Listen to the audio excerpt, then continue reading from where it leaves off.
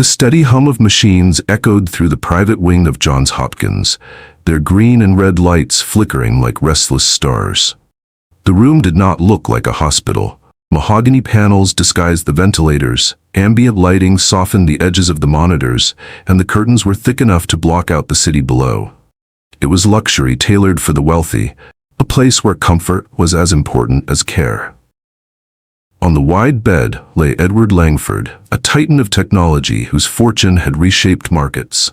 Now, his body betrayed him. His skin had grown pale, his breath shallow, and his once commanding voice was reduced to a whisper barely audible over the rhythm of beeps. Around him, 10 of the nation's best doctors gathered in uneasy silence. Their resumes stretched across decades of achievement, yet none of them could explain why Edward was slipping away.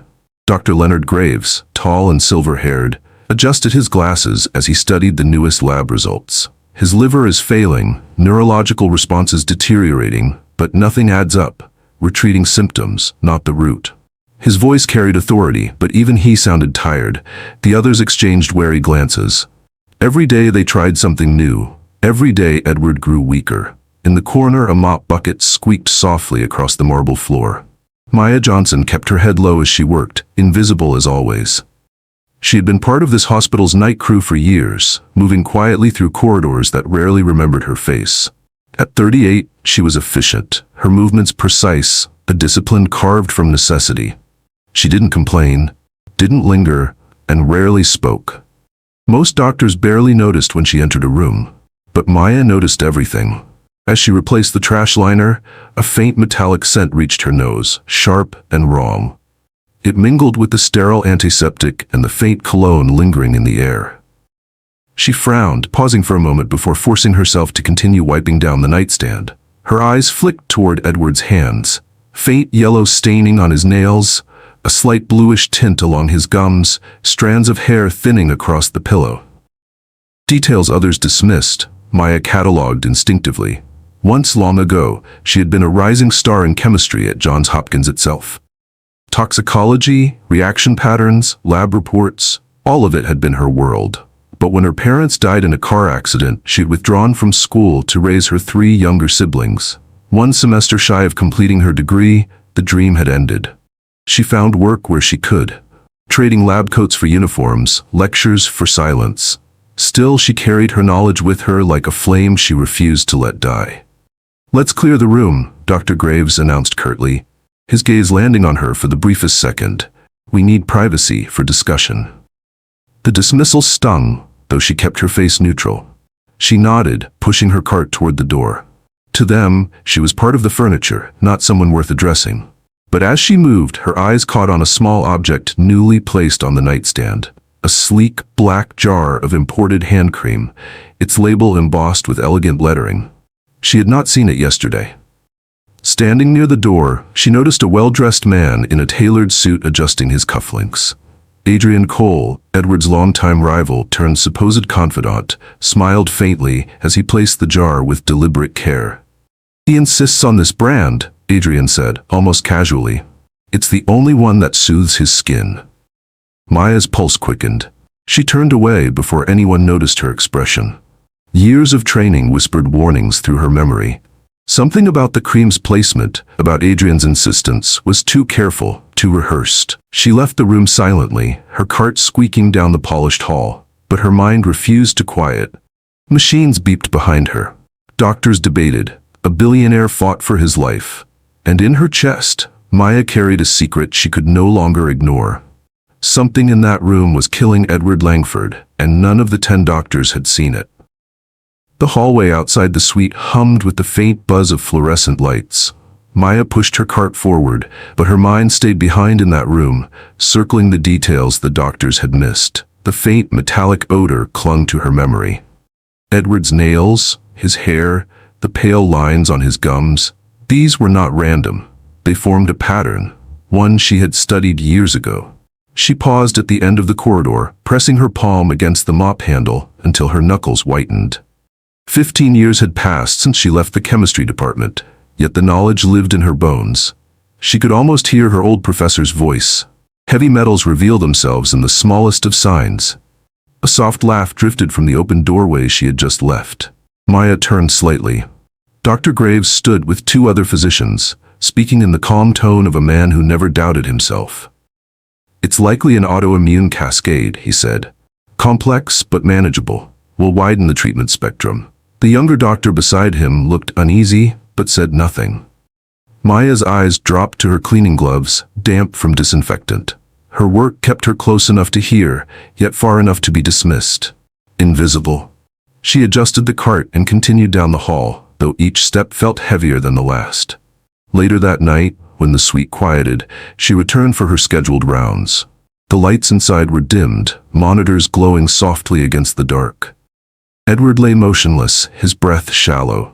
On the nightstand, the sleek black jar caught the light.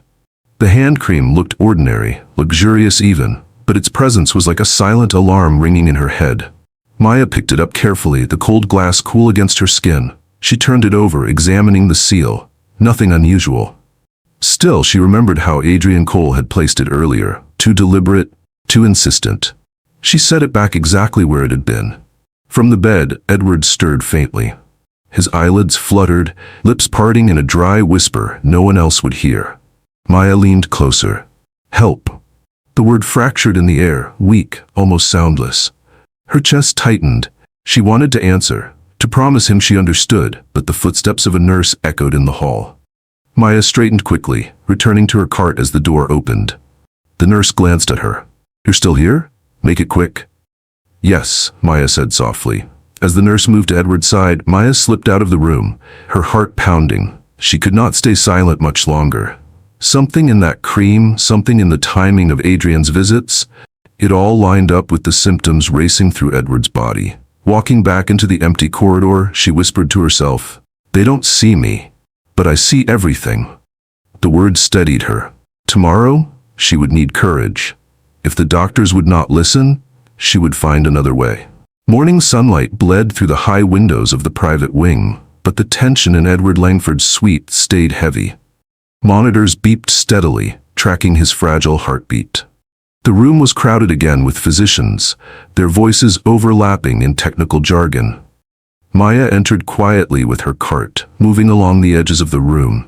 The air smelled faintly of antiseptic and expensive cologne, but to her it carried that metallic undertone she could not shake. She stole another glance at Edward's hands.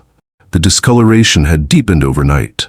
Dr. Graves paced near the bed, speaking with clipped precision.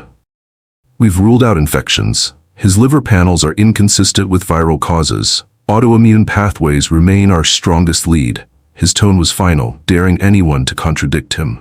A younger doctor shifted uncomfortably. "But the neurological decline doesn't fit." Graves cut him off with a raised hand. "We're not speculating further. Continue immunosuppressants, increase dosage." Maya felt her stomach tighten, more of the wrong treatment. She swallowed hard, gathering her courage. She took a step forward. "Excuse me," she said softly. "Dr. Graves, could it be poisoning?" The room fell silent for a beat. Then laughter, low and dismissive, rippled around the bed. Graves turned, his gaze sharp. "Poisoning? And who are you to diagnose that?" "I clean this room every night," Maya replied, her voice steadier than she expected. "I've seen his nails, his gums, the hair loss. I studied chemistry here once. These are signs." "Enough." Graves' voice cut like glass. "This is a closed medical discussion. Please finish your work outside." The other doctors exchanged smirks.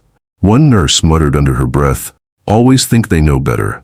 Heat rose to Maya's face. She pressed her lips together, forcing herself not to respond. She bent to adjust the trash bin, hands trembling slightly, then pushed her cart toward the door. As she stepped into the hallway, a hospital security guard was waiting. "Miss Johnson," he said firmly, "we've had reports you've been interfering. Stay within your duties. No more medical advice, understood?" Maya nodded, though her throat burned. "Understood." She walked away, the wheels of her cart squeaking against the polished floor. The humiliation weighed heavy, but underneath it flickered something stronger, certainty. She had seen too much to doubt herself. That night, while the hospital settled into its nocturnal quiet, Maya sat in the break room with her old, battered notebook open before her. Equations and reaction chains she had once memorized seemed to come alive again. She sketched a list of Edward's symptoms, aligning them against what she remembered from toxicology lectures. The match was undeniable. Her eyes hardened. If no one would believe her words, she would bring proof they could not ignore. The maintenance closet was barely large enough to hold her cart and a folding chair, but tonight it became her laboratory. Maya closed the door behind her, the faint buzz of fluorescent light filling the cramped space. From her pocket, she pulled out a small sterile container. Inside sat a thin smear of cream she had quietly scraped from the jar in Edward's suite. Her hands shook slightly as she laid out her makeshift tools.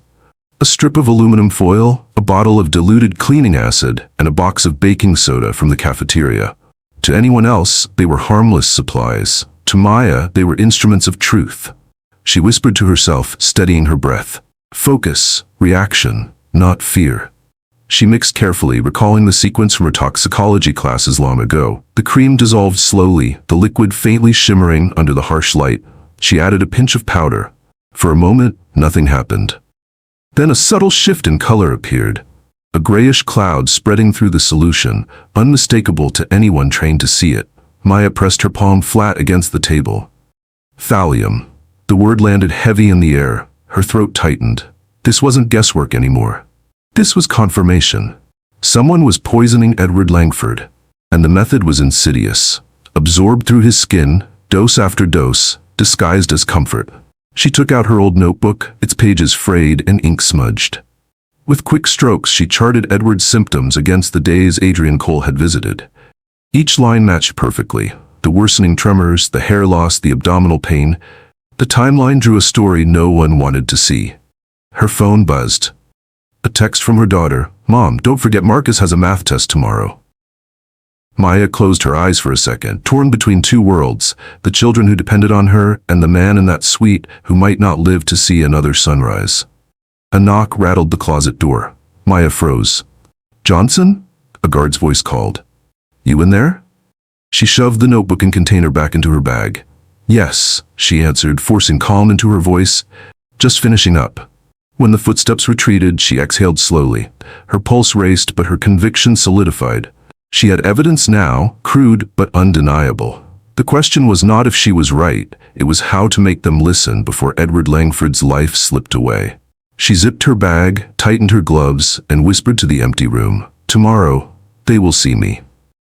The following morning, tension spread like smoke across the hospital's private wing.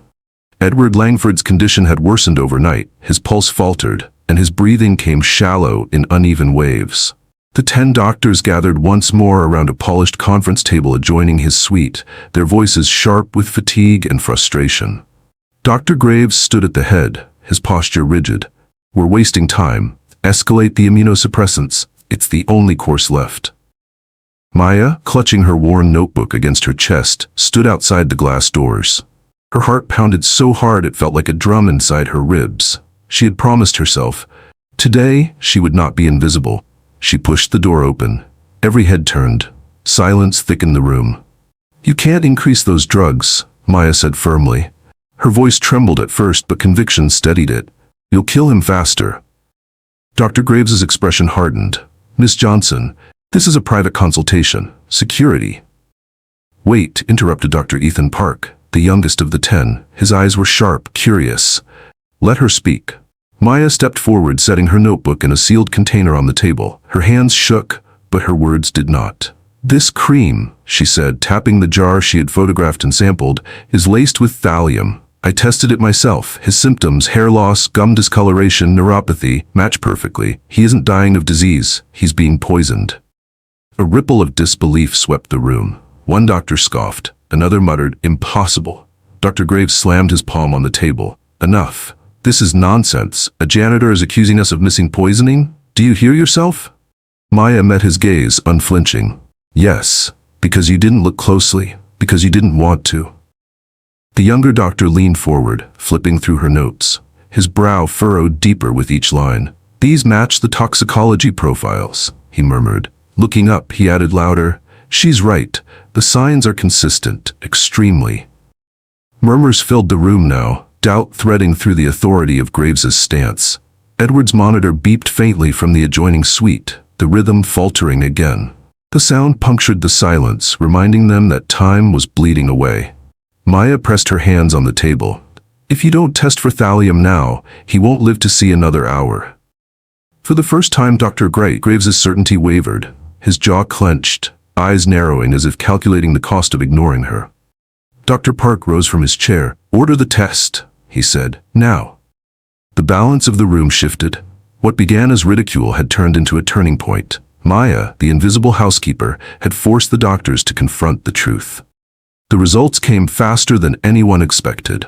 A specialist toxicology screen confirmed what Maya had risked everything to prove. Edward Langford's blood was saturated with thallium. The report landed on the table with a weight heavier than any words spoken that morning. Dr. Park's voice was steady but urgent. "We have confirmation. Levels are critical. If we don't intervene immediately, he won't survive the day." The room fell silent. For the first time, Dr. Graves didn't have an answer ready. His hands gripped the edges of the table as though he could hold on to authority by force alone. Through the glass wall, Edward's monitors began to scream. A flat rhythm of alarms shattered the room's stillness. Nurses rushed inside. His blood pressure dropped. Oxygen levels plunged. The billionaire who had once commanded boardrooms now hovered on the edge of death. Maya moved closer to the doorway, her pulse racing. She had never been inside during these crises, only watching from the margins. Now every instinct told her she couldn't stand back. Dr. Graves barked orders, defaulting to the same regimen they had been using for days. Increase immunosuppressants, double the sedatives. No. Maya's voice cut through the chaos. She stepped into the room, her eyes locked on Edward's fragile frame. "That will only make it worse. Get her out," Graves began, but Dr. Park interrupted sharply. "She's right. These drugs accelerate his decline." He turned to Maya, desperate but trusting. "What's the antidote?" "Prussian blue," Maya said without hesitation. "It binds the thallium. It's his only chance." The room fractured, half the doctors frozen in doubt, the other half looking to Graves. His jaw tightened, sweat at his temples. Admitting she was right meant admitting he had failed. Edward's body convulsed. The monitor's alarm blared louder, each second stretching unbearably. Maya took a step closer to the bed, her voice breaking with urgency. "He doesn't have hours. He doesn't even have minutes. Please." Her words pierced the wall of pride around them. Dr. Park turned to the team, his tone commanding for the first time. "Prepare Prussian blue, now." The nurses sprang into motion, their hesitation replaced by precision. Graves stood motionless, his authority collapsing under the weight of reality. Maya's breath caught as the antidote was administered, the dark liquid flowing through Edward's veins. She gripped the bedrail, whispering under her breath, "Hold on, just hold on." The seconds stretched, the monitors stuttered, and then, faintly, a rhythm returned. His pulse steadied, fragile but alive. Tears welled in Maya's eyes. For the first time, hope flickered in the sterile air of the room. The atmosphere in the suite shifted from despair to frantic determination. Edward's monitors still pulsed weakly, but the antidote had begun to take hold. Nurses moved swiftly, adjusting IV lines, while doctors conferred in low voices. The air buzzed with both tension and reluctant hope. Maya stood near the bed, her knuckles white as she gripped the rail. She had crossed a line that could never be undone. The doctors no longer looked through her. They looked at her, some with curiosity, some with shame, others with an unease that bordered on respect. Dr. Graves broke the silence. His voice was measured, but his pride leaked through. "Even if thallium is present, you acted recklessly. This is not a laboratory experiment. You endangered protocol." Maya turned her eyes on him, steady, unflinching. Protocol was killing him. Observation saved him. You taught yourselves not to listen to anyone without a title. That almost cost a man his life. The words landed like a strike. A few younger doctors shifted uncomfortably, glancing toward Dr. Park. He cleared his throat, stepping closer to Maya. "She's right. The evidence was in front of us, and we refused to see it. She forced us to." Before Graves could respond, the suite door opened. 2 security officers entered, followed by a man in a dark suit, hospital administration. His tone was crisp. "We've reviewed preliminary reports. Mr. Langford was poisoned. Law enforcement has been contacted. Security footage shows Adrian Cole bringing the cream repeatedly. He's now in custody." The room froze. Even Edward's weak groan seemed to echo. Maya's breath caught. For weeks she had pieced together the pattern alone, unseen. Now the truth stood undeniable. Graves pressed his lips together, then muttered, "One rival brings him comfort, and it nearly killed him." He looked at Maya again, but this time the arrogance was fractured. "And you noticed what 10 of us missed." Edward stirred, eyelids fluttering open. His voice was faint, broken. "Who saved me?" The room hushed. Graves opened his mouth, but no words came. For the first time, his authority abandoned him. Maya hesitated, unsure if she should answer. Then Park leaned in, his voice gentle but clear.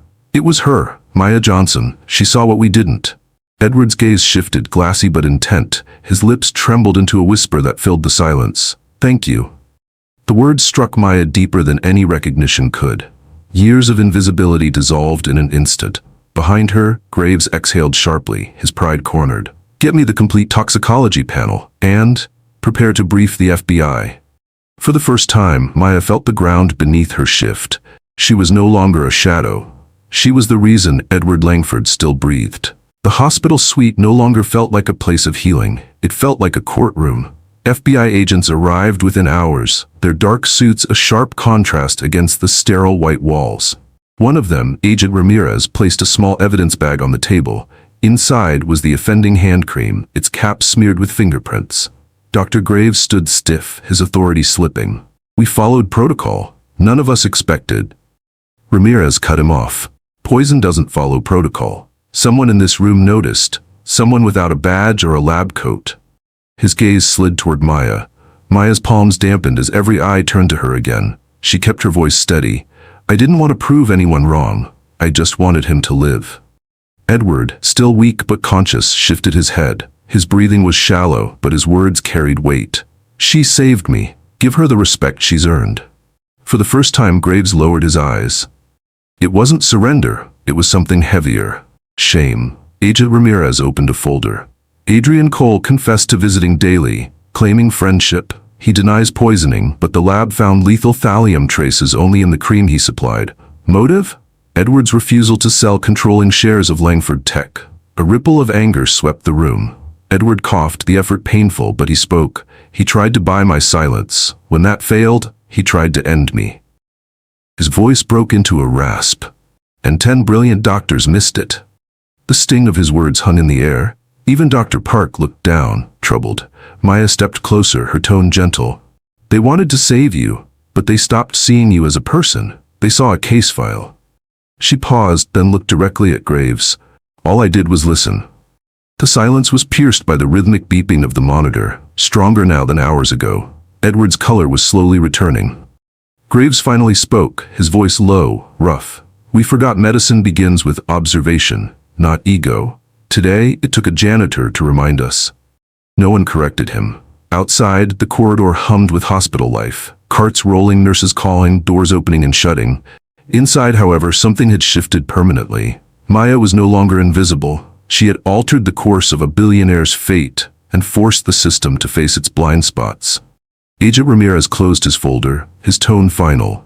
"Adrian Cole will be indicted, but this case won't just shake the courts. It's going to shake medicine." Edward's eyes, heavy but awake, found Maya again. His lips curled into something fragile but real. A smile. The press room at Johns Hopkins was suffocating with flashbulbs and murmurs. Reporters crowded the rows, waiting for answers that stretched far beyond medicine. On the stage, a row of microphones gleamed under the harsh lights. Edward Langford, still pale but upright, sat in a wheelchair. Beside him stood Dr. Graves, his shoulders squared yet heavy, and Maya, her plain uniform a sharp contrast to the cameras aimed at her. A journalist fired the first question. "Mr. Langford, 10 doctors couldn't diagnose you. A housekeeper did. What does that say about this hospital?" The words hit like an arrow. Graves's jaw tightened. Edward leaned toward the microphone. His voice was rough but deliberate. "It says brilliance means nothing without humility. I was dying while pride filled this room, and then someone invisible noticed what 10 men with titles ignored. He turned toward Maya. She saved my life." The room erupted. Cameras clicked furiously. Pens scratched. Maya's chest tightened, her fingers gripping the edge of the podium. She wanted to disappear, but Edward's eyes anchored her. Another reporter stood. "Miss Johnson, how did you know?" Maya swallowed, her voice soft but unwavering. I studied chemistry before life took me elsewhere. His symptoms matched what I had read years ago.